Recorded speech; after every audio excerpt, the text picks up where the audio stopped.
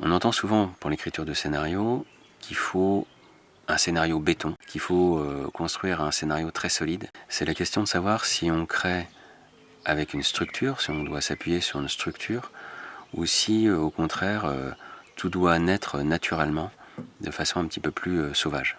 Quand on parle de structure du récit, bien sûr là, on a besoin de structure.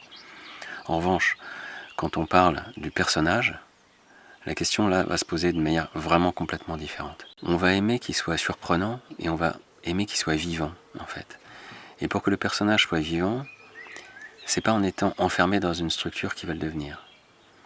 On va prendre deux exemples, un exemple de film et un exemple de série. Dans La La Land, les deux personnages de Mia et Sébastien, ils vont faire un choix qui est très surprenant parce qu'ils vont faire le choix de ne pas faire couple, de ne pas être Mia et Sébastien, alors que tout semblait les rapprocher, que toute la structure du film et de l'histoire semblait les rapprocher.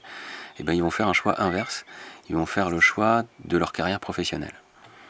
Ce choix-là, il est très surprenant parce qu'il va à l'encontre de ce que la structure du film et de l'histoire nous disait qu'ils allaient faire. Mais c'est parce que ce choix est surprenant et parce qu'il a été fait par les personnages eux-mêmes, parce qu'ils sont constitués de leur choix, ces personnages, et parce qu'ils nous surprennent, ils nous touchent. Ils existent, ils ont de l'épaisseur. Un autre exemple, dans Game of Thrones, il y a énormément d'exemples, mais les personnages vont faire des choix qui, là aussi, vont être surprenants et vont aller à l'encontre de ce que l'histoire aurait pu nous faire croire qu'ils allaient faire. Ils vont aller en fait à l'encontre de la structure. Là aussi, c'est des personnages qui vont agir d'eux-mêmes parce qu'ils ont en eux quelque chose de constitutif et de très fort qui va leur donner de l'épaisseur. Donc la structure, c'est très important pour des scénarios. On peut l'utiliser, mais plutôt pour construire l'intrigue, pour construire le récit. Pour construire les personnages, il va plutôt falloir les imaginer comme des graines avec des potentiels qui vont se développer.